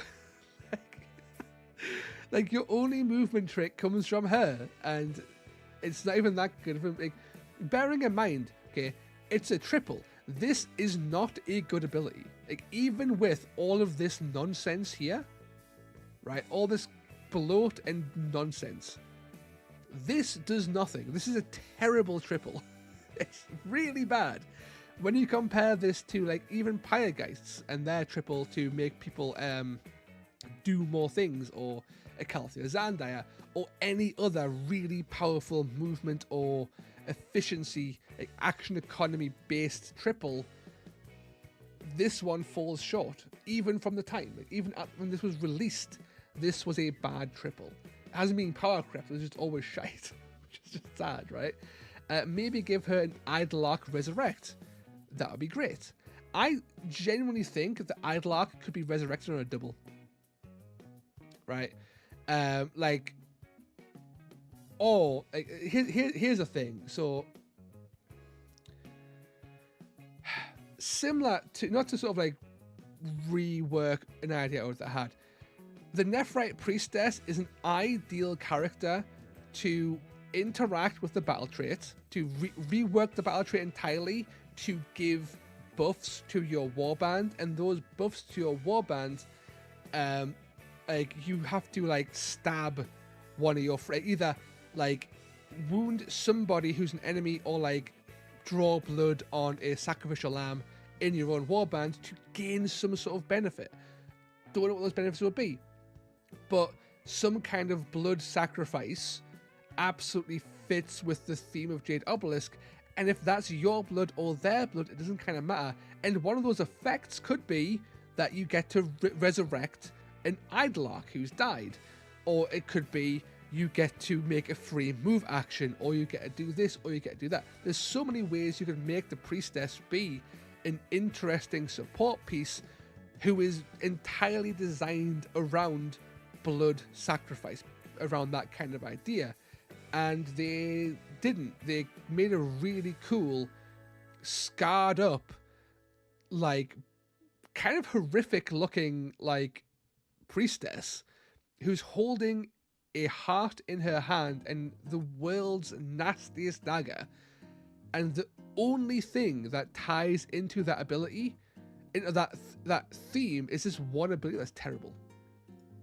Right? Like, they completely missed so much with giving this character something to do, something interesting, something to push their theme, and they kind of just bottled it. They balked it. They just didn't bother. And it's a shame, because this was one of, like, the earlier second edition warbands, right? One of the things that you're trying to catapult Warcry into, like, people's, like, vision, right? Make Warcry profitable, make Warcry sell, not just to new players, but to players who play Warcry, and having Jade Obelisk have a really solid and well-defined and interesting, well-worded and diverse theme could have done that. But they didn't, right? We didn't get that kind of rock-solid design until way too late, right? Like Vulcan Flameseekers, Cruel Boys Monster Killers, Wildcore Hunters, they had these really, Royal Beast Flayers, they had this really amazing, like, design space that they all interacted in that was cohesive and made sense and led to a powerful and interesting warband. And all of this is missing in the early warbands of 2nd edition. And it fucking sucks. It really sucks. It bugs us. Like, as you can say that Hunters for One-Sheet are good, because they are good, but their rules are boring as fuck. And they also fall in all these same traps as Jade Obelisk, as Skirk and True Blades, as CLAWS of Karanak, where they have cool models, and some of those models are actually good, especially in Hunters for One-Sheet. But their abilities are terrible. Their abilities are so forgettable, painful. I'm rambling here, but it pisses us off when I think about it. It gives us the rage, lads. It gives us the rage. Idlark with a taunt could be funny. Fly somewhere and tether enemies to that spot. Honestly, I love the actual Idlark himself. I think is great. The gaze of the Idlark is super thematic. This is the kind, again, this is like the theme doesn't have to be overbearing. It just has to exist. I have to be able to feel like there's something happening that fits the theme, but is mechanically powerful. And the gaze of the Idlark is great, because not knowing the actual lore of Jade Obelisk, the gaze of the Idlark to me is you're picking between either turning them to stone, as their legs to stone so they can't move, like slowing them down because they're getting the legs are basically being like fucking frozen in place, or you're making them brittle, right? Like you're making their armor brittle, so when something hits them, their toughness is lowered because of that, right? So you're basically turning them to stone in one way or another, right? By either slowing them down or making them more brittle, and that's cool. That makes sense. Flying bird that turns things to stone, awesome. Love to see that. That's really cool. Make it cheaper though, right? Like they make the Idlark 80 points, like 105 for toughness 3, 8 wounds. It's bad. It's bad. There's a lot of really, really overpriced flyers in early Warcry. I mean, look at was it the Tarot Wings? Aether Wings, maybe? It's Taros in Calthir Zandire's Warband, and you've got Aether Wings, I think, as the actual flyers. Little flying birds. They're terrible. They are abysmal. They have very little benefit for their price. They're just cheap flyers. They overvalued fly, is what they've done on too many occasions. So I feel the points come from fly. It does, yeah. They do. It comes from fly and their movement. They're really fast moving flyers. but like they're also beasts, right? This is the thing that I think that Games Workshop kind of forgot, is that fast-moving flyers are an issue in many, many ways. But one of like the most dastardly ways that they're troublesome is that they can just zip onto an objective with them, onto a treasure with their fly to ignore all terrain getting there, and their incredibly high movement, pick up the treasure, and then they have to walk now, but then they walk the rest of their very high movement away. And that's a serious issue with all flyers in the game. But not when they're beasts.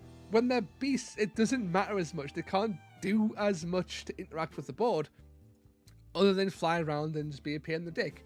And at 105 points, you just can't justify this. Like, it's so... Like, even within Jade Obelisk, right? Yeah, you've got +5 movement on a fucking Desecrator, but just the sheer amount of stats you get on a Desecrator over an Idlelark for less points is insane. I don't care how much you value fly or movement 8. That's insane. Like, you still have to factor in, this is still a chaff model. You can't be charging mid-range price for chaff regardless of fly. You've got to kind of like, you know, if you want it to be taken, you have to like, and again, like, it's fine to, I've said this on Wild Dice before, it's fine to make something undercosted slightly if it's not a hero, right? If you can't ally it in, generally it doesn't matter if it's slightly undercosted, especially if it's something that's like a support piece or something that is still too expensive or too inefficient in terms of its raw stats to spam. You would never spam Idlelarks because they have no impact on the board. Their stats are terrible, they can't be revived, and whatever. But that doesn't mean you can't make them cheaper than they should be, because you can't break the game by opening up cheap alliable Idlelarks. That's not a thing that can happen. You can make them hyper efficient, and you should let people play with their toys. It's why I love the Hound of Wrath being 150, because 150 points on the Hound of Wrath in CLAWS of Karanak is an excellent point value for that model. Bearing in mind, Games Workshop's own algorithm initially set that thing at 190 points, and they considered that to be a balanced point level for those stats. They've cut it by 40. It's 150, and that's a wonderful place for it to be at. You want your toys, your big cool things, to be cheap enough to take, and you can't do that with Idlelarks, you can't do that with Mutandos, you can't do that with these Anthracite bows, and you should be able to. You should be able to underprice something a little bit. Not so much that it'll encourage spamming. You can't have another instance of Splintered Fang First Edition where you had just the snake spam. You have to keep that in mind. You've got to go. There's a point where it's undercosted, so you take it, but it's not so cheap that people will spam it. Find that points level and put all their cool toys at that level, right? And Idlelarks fit that, in my opinion.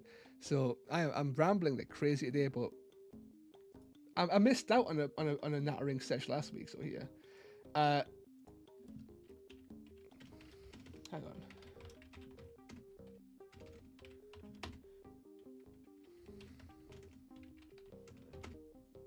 Okay, so I believe that my opponent at 8:30 is unable to attend, which is fine. Life gets in the way sometimes. If we are airing grievances, the fact that corn demons are so bad will forever irk me. Bloodletters need to be a 4/4/2/4, and they need hero abilities. I want my bloody boys. Oh, you've opened up a whole new can of rambling, Beardo. What about Nattering here today? Again, if anyone fancies a game, please feel free to let me know, and I'll hop in and we'll have a game. Until then, we're going to be rambling for a bit more because I have so much to say about Bloodletters. So corn demons are terrible. They are almost irredeemably bad. Almost. They're not actually irredeemable. They do have a list shape that can work, And that shape is typically just doing this. You take as many of these guys as you possibly can. Just keep on hitting this button until someone stops you, right? Just take 30 of these guys, you're fine. Right, like, they're bloodletters, they're cheap enough. You take a whole bunch of those guys. You maybe take a fleshhound. You take, like, some of their really efficient hero choices, like the Bloodmaster. Bearing in mind, we've seen things like the Pack Lord, like the Dominar, like the Decuriarch, okay? And these things are all like 175, 185 points. And then this little Chad walks in at 165? 165? For that melee profile? And these defensive stats? Like, even if you bless his strength, so he goes to 180, he's still the most efficient 5525 profile that I can think of. Right? So 5525 with those defenses is actually great. So the Bloodmaster is great, but then you go down and you go, holy shit, this guy's also great, right? The Blood Reaper, 5424 for 135? Still rocking 15 wounds though? Like, what? Like, those are good models. Those are good, efficient, offensive stats. They're not like massively damaging because they're only minimum damage 2, but they're blendy. You can work with that, right? You can work with a 4424 Fleshhound who has charge, right? With 20 wounds and movement 8. That guy's pretty darn solid.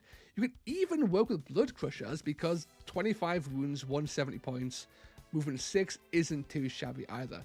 There's definitely things in here that might not be great, but they're usable. What pisses me off about Khorne Demons is that they have no abilities. Like, what is this? They've got, I want to say 6. Right, top of my head, I think there's 6. So 1, 2, 3, 4, 5. There's 6. There's 6 abilities. 6. And it's terrible. You can't have a faction with 6 abilities. What is Khorne? Have 8. Come on now. Give us 8. Don't give us 6. It's 6 abilities. None of them are hero locked, which is absolutely bonkers. Did you forget? This is the only faction, I think, in the whole game that does not have hero-specific abilities. Apart from Locus of Fury, I guess, which I've just noticed now. But, like, there's only one? Really? That's crazy. And nothing here is great. Like, Blood for the Blood Guard is fine. Like, momentum, pressure, it's all good. You don't have the damage to really make use of it, but it exists. Decapitating Strike, I think, is, like, their real claim to fame. Because it's basically just demolishing strikes in Chaos Legionnaires, but like better because it works on both attack actions. So you gain up to 3 crit on every attack for that turn on that guy on a double. Decapitating Strike is also legitimately good. Now, what really bugs me with Khorne Demons, apart from their abilities, is actually Bloodletters, because I come from a time and place when Bloodletters, in 40k specifically, but also in fantasy, these guys didn't have loads of attacks. This right here, is a Slaanesh profile. This is not a Bloodletter. This is a Demonette. Okay? If you wanted a Bloodletter, you would make this 3 attacks, strength 5, 2-5, or 2-5. Right? You would give them something big and meaty. You'd maybe not make it 2-5, but you'd give them way more strength, less attacks, more strength, more damage. And the reason for that is, back in my day, Bloodletters in 40k and in fantasy, so in 40k, they had strength 5 and they had power weapons. And back at those days, power weapons defaulted as a baseline. You didn't get armor saves. So if they hit you and they wounded you, if you didn't have a special save, you took a wound, which meant in most cases, you fucking died. Right? And that was a Bloodletter. They were cheap glass cannons, so this is fine. They can be glass cannons. But when they hit you, you felt it. In fantasy, they were also like, I think it was like 2 attacks, but it was amount of attacks, strength 5, and they had armor piercing. So in fantasy, when saves weren't that high, armor piercing was very important. When you were strength 5, it meant you did -3 to the armor saves, which meant the vast majority of fantasy died to a bloodletter. Right? You hit them, you wound them, they fucking die. And that's how it went. This is not what I read from bloodletters in Warcry. I don't know how bloodletters work in modern 40k. I don't know how they work in Age of Sigmar. I'm going off 8th edition fantasy, 5th edition 40k here, when I was more into that. But to me, this is an affront. This is just not a profile I view as a bloodletter. They need more strength, less attacks, more damage, more crit. They have to hurt. They can have this terrible defense line. They can be made of paper. They can die in droves.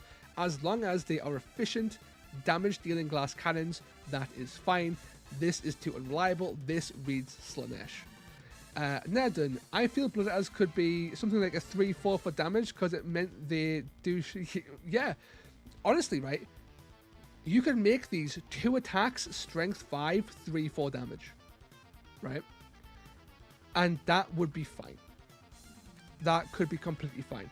That would read, in the actual Warcry, how the damage system works, it would fall into the same trap as Ascetics in the Skirk and True Blades.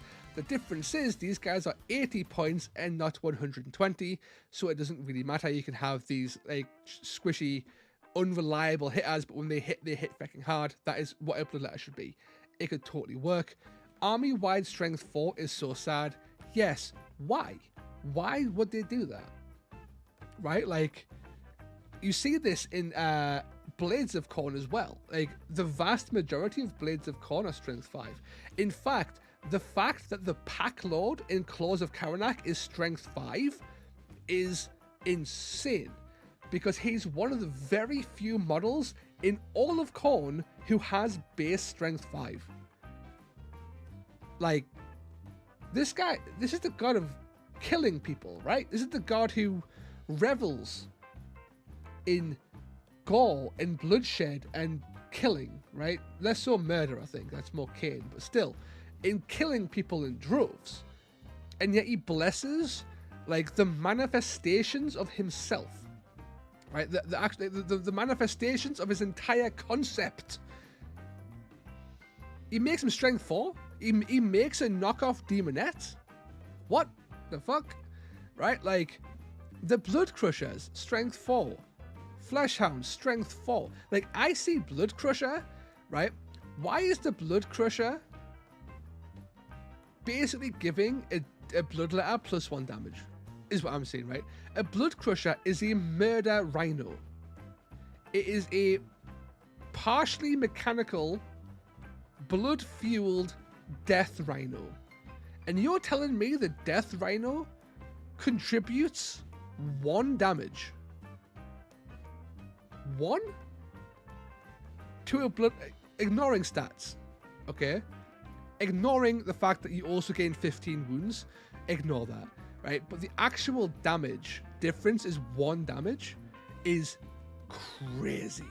And yet he's strength 4. How is this thing strength 4? It's a rampaging murder rhino. As strength 4. Makes no sense.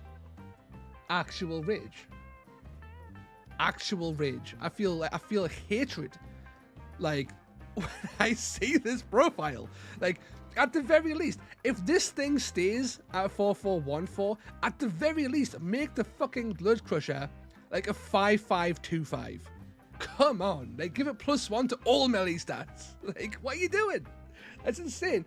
And then, how is a Fleshhound? I get Fleshhounds are monstrously powerful murder dogs, okay? But when I read demonic machine blood-fueled rampaging rhino, okay, I don't in my head compare that identically to a dog. I don't care how big the dog is. Could be the world's most murderous stuff. It could be Cujo. I don't give a shit. The blood-fueled mechanical murder rhino reads more powerful, more dangerous than a fucking fleshhound. Why have they got the same profile? This is lazy. This is this is incredibly lazy for stats, because this adds like is not like a, there's no diversity in the stat lines at this point. And then you go to the Gorehound, and the Gorehound gets a fancier headdress, a fancier, like a bigger double chin going on here, right? But the guy's like 60 points more expensive, and for 60 points you're getting like an extra attack and one more crit. It doesn't feel right. Yeah, you're getting 5 wounds. I'm going to ignore that. One, this thing should be a hero, for one. Because if I want to run like a dog list, I want the Gorehound as a hero choice, not as a upgraded fucking fleshhound. I want this guy as my actual, as the guy, right? Like, but ultimately you've got 3 guys who are all kind of doing the same thing, who all have kind of the same melee stats, and they all have kind of the same defensive stats.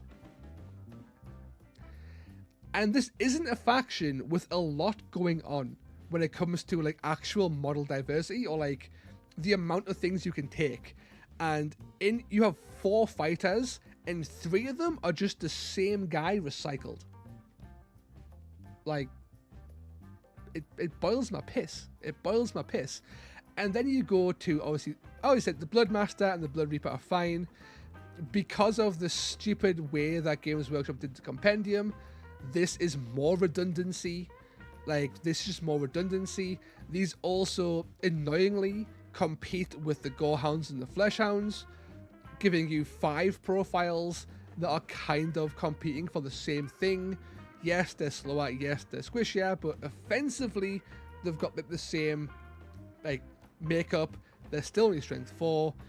The Blood Hunter finally gets an extra attack, but he's still, the Blood Hunter's he's just a fucking Gorehound. He's just a Gorehound. Like, they took the Gorehound melee profile and just slapped, so where the Fleshhound is just a reskinned Blood Crusher, the Blood Hunter is just a fucking reskinned Gorehound, right? Yeah, but 2 of them go upstairs, and the one that can't go upstairs can get treasures. Yes, there's that. There's like slight differences in the fact that, you know, the guys on horses, on Bird of Rhinos can't go upstairs, but they understand doors and treasures. There are some differences, but like they're not that diverse in their differences, especially when we're like, what, 7 models into an 8 model warband, and they've more or less recycled everything. They've just kind of done the same thing on everything. Offensively, at least. And then you get like the one saving grace, like the Skullmaster, the Herald of Khorne. Finally, damage. We have damage in Khorne. 5-4-3-5. Why is he strength 4 still? He's a fucking Skullmaster. If someone came up to me on the street, right, and said that they were the Skullmaster, the Herald of Khorne, this guy better be like swole as fuck. This guy might be just like the world's just biggest himbo. This guy should be strength fucking 6, like just naturally, right? Like, he's strength 4. How? And at 285 points, he's so expensive. He's so expensive. And strength 4. And if you want to make him strength 5, which you absolutely have to do, it's going to cost you another 20 points. He's actually 305 points.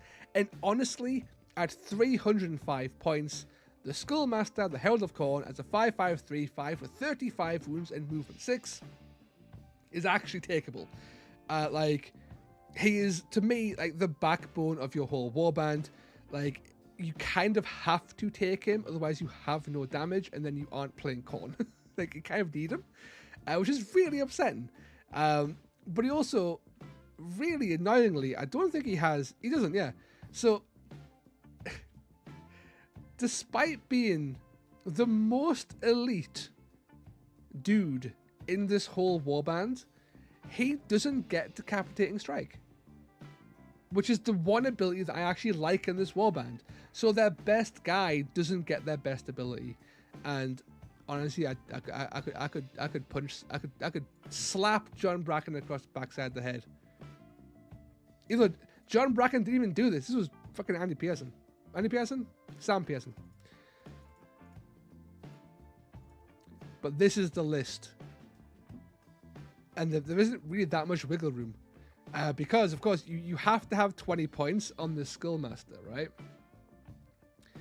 Like, you kind of need the Skillmaster at Strength 5. So you do that. The Fleshhound is legitimately good because he has charge. So you take the Fleshhound.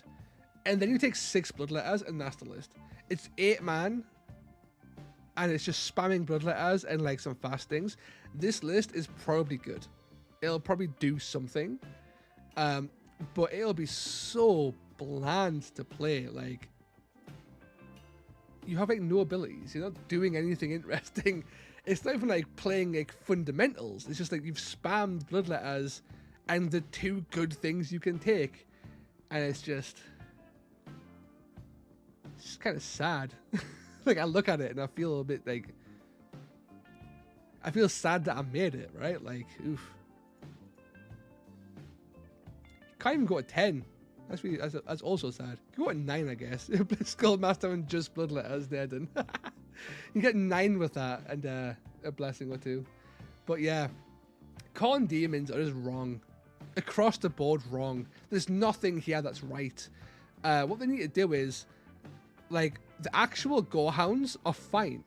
4-4-2-4, 5-4-2-5, whatever, accept it. Make the Gorehound a hero. Okay, we make the Gorehound a hero. Good to go. Fleshhound, fine as is. Blood Crusher, you've got to give him more strength. You've got to give him some more stuff going on. He has to have more than what he's doing, basically, right? Like, take down, again, you could take down his attacks, make him like a 3 attack, strength 5, 3-4 profile. Bloodletters, make them 2 attacks, strength 5, 3-4 or something, right? Like, I don't even know.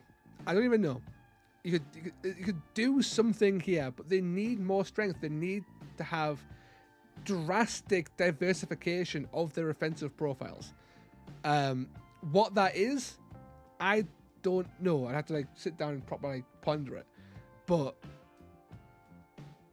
if they were going to do Corn Demons, they would have to do something drastic.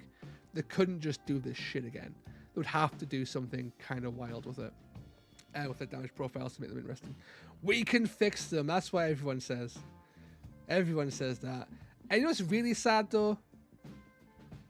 This is the best part of Corn Demons. Like, straight up. Sorry, I mean, the Skullmaster is probably the best part. But the thing that actually makes Bloodletters worthwhile is this reaction. Rebuild them, make them stronger, faster, more corny. But as it cons you, this is where most of that damage will come from. Is you getting punched in the face and reacting. And hoping that you do more damage to them before they kill you. Basically, this is their whole strength. And that's depressing. Right? You're telling me that the manifestations of the concept of murder are standing around and waiting to be poked with sticks, and that's how they play? Come on, that sucks, man. And then whatever this shit is, like the battle trait in Blades of Corn Bloodbound is actually really good. This is terrible. Pick a dude, roll 2 dice on an 8+, do 3 damage. Okay. The average roll on 2 dice is 7. So, the average roll on 2 dice is 7. So, on average, using some very basic, not hugely accurate maths, This, over the course of a 4-turn game, on average, this will trigger once. So, your reward for staying all in faction is at some point, at a point in the game that you can't control. Excuse me. At a point in the game that you can't control, you do 3 damage to one guy. And that's comparable. Like, that's comparable in power to Iron Jaws functionally removing weight from the game. Right? Like, that's what they were thinking.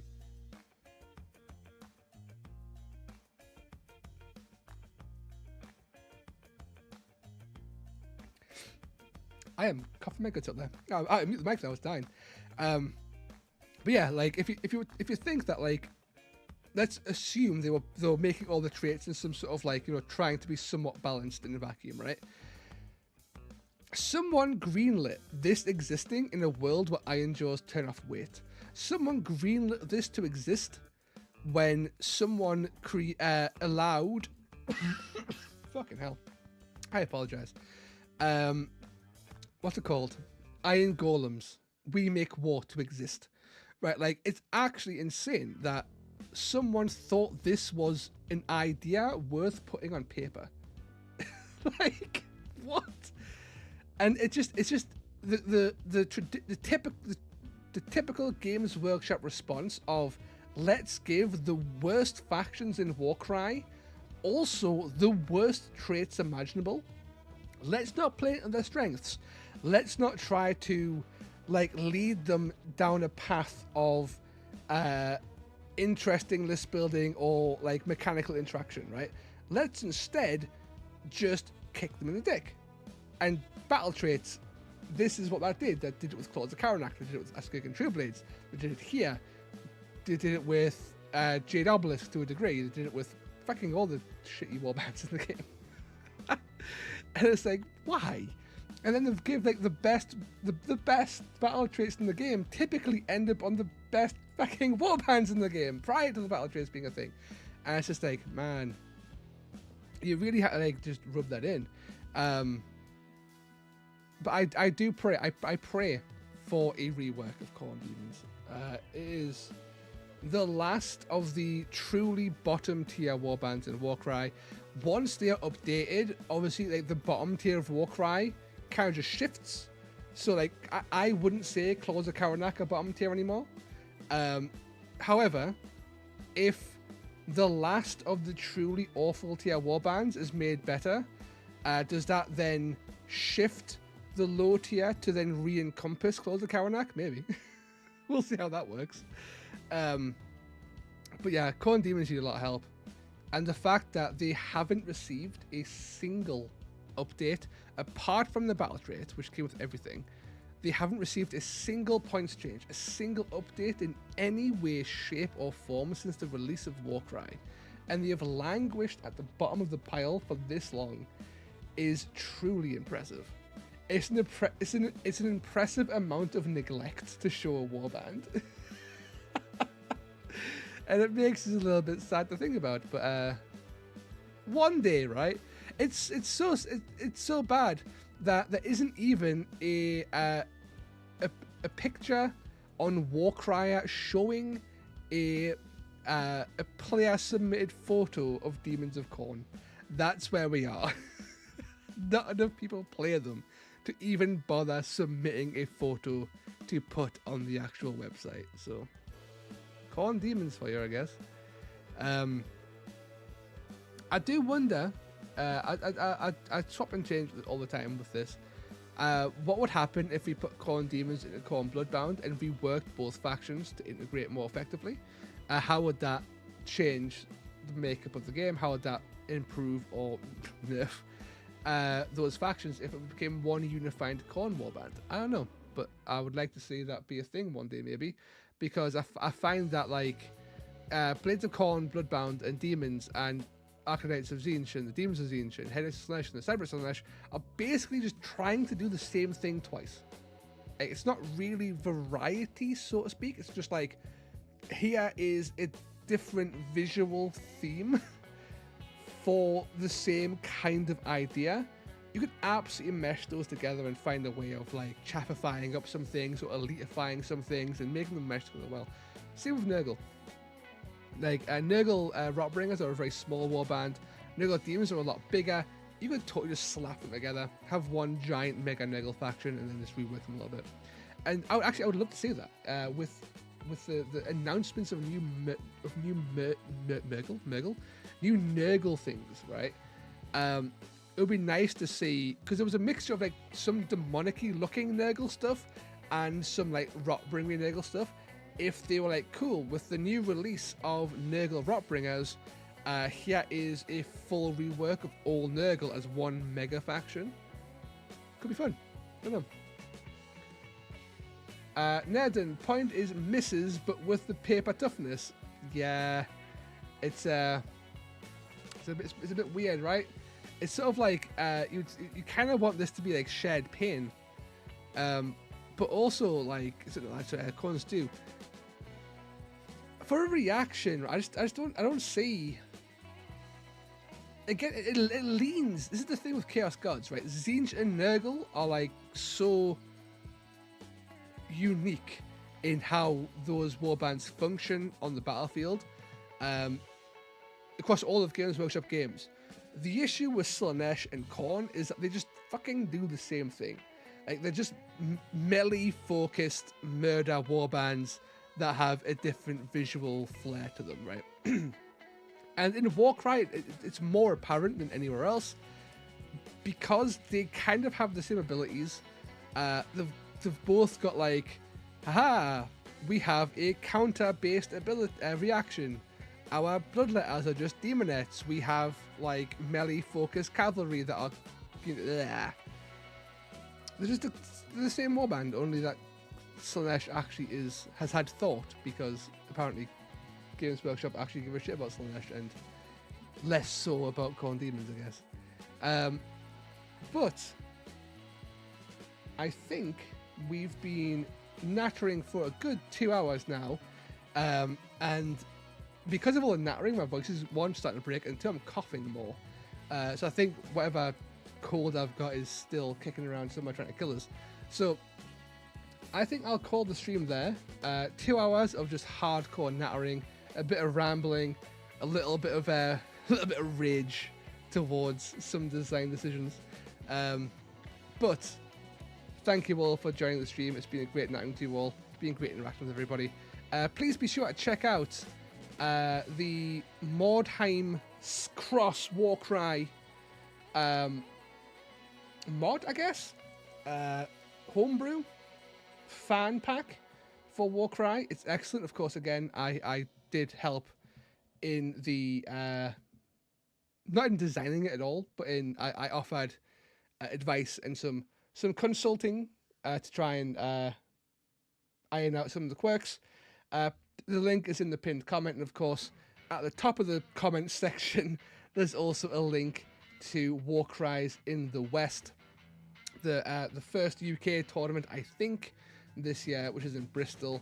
So be sure to check that out. I'll be going there. I'm sure Firelax and Offnet will be there too, as well as a whole bunch of other fantastic people. So it'd be great to see you there if you can make it. But again, thank you everybody for popping around, for nattering and listening to my unhinged rambles. I will catch you all next week. Ta-ra.